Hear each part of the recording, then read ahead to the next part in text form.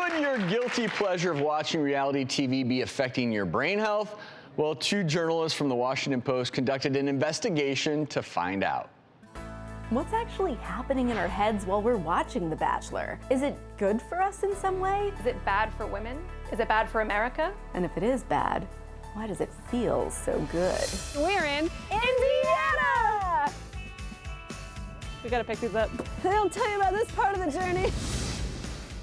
An fMRI is a type of MRI scan. Essentially, the scanner uses a powerful magnet to track when oxygen-rich blood enters certain parts of your brain. Has anyone ever asked you to scan their brains while watching The Bachelor before? No, this is the first. I just want to see your brain rotting away to nothing. It looks like my brain's on fire. It really does. Part of me was like, I don't want to just hate a woman for having a sexy baby voice. Whatever I do, I have a feeling it's going to be perfect. So what percentage of this is filled with reality television? Greater than the desirable amount. All right, Dr. Newman, the results are in.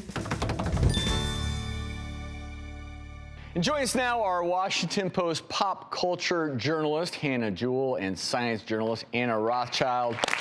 Welcome! Welcome, guys. This is such an interesting N of 1 study you did. So what did the people at Indiana University think when you went to them, and then what did you find?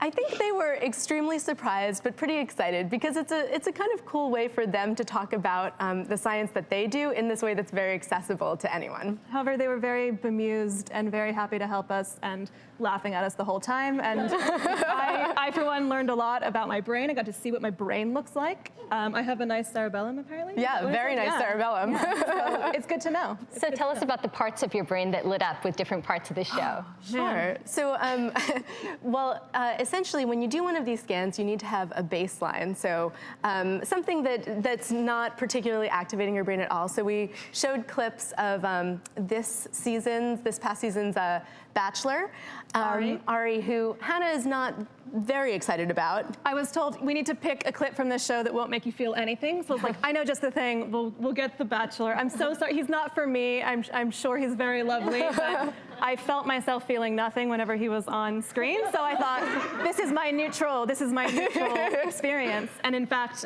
when I was in the fMRI, the scientists we were working with told me that I had so little brain activity that I might as well have been asleep. But that being said, when this season's villain, Crystal, came on, Hannah's amygdala was extremely active, which is a center of the brain associated with strong emotions and particularly with anger. A little rage. Yeah, a little bit of rage. But at the same time, and this is the part that we found especially interesting, her striatum also lit up, which is a part of the brain that's associated with pleasure and addiction. So while she was feeling extremely angry towards Crystal, she also really loved it. I'm addicted to Crystal, it turns out. I think the only problem with this experiment is literally what loser would ever go on The Bachelor? What I think he's saying is, why would you ever want to watch any of those guys? can you redo this? You know what's funny though? You may be Bachelor. too young for this, because I went to Paris, 8th season of The Bachelor. You all were probably much, much younger. And obviously, The Bachelor's evolved quite a bit. But the thing that surprised me was how invested people became in my personal life, even though I think people probably thought I was Dr. Boring. And they probably had the neutral MRI as well when I was on screen. But neutral. Absolutely not. But no, it was fascinating to me to watch how people's reactions to various women that I met, because we were in France the whole time, and then I came home and the show aired, and people would show such emotion. It was so bizarre for me, because they would hate certain people, love others, and they really wanted me to pick the person that they reacted to emotionally in a positive way.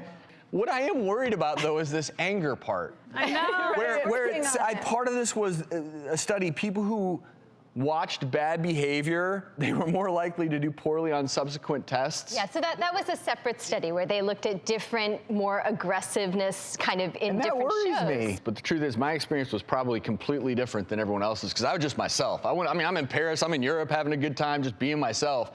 But I've seen a lot of over-dramatization over the years where it's just all about the fighting and the bad behavior and the negativity. Look, ratings are driven a lot of times by conflict. Well, Personally, I'm not a reality TV fan, but I guess for certain people. Drew, does that mean you didn't watch my season I of The didn't watch a Bachelor? bit of it.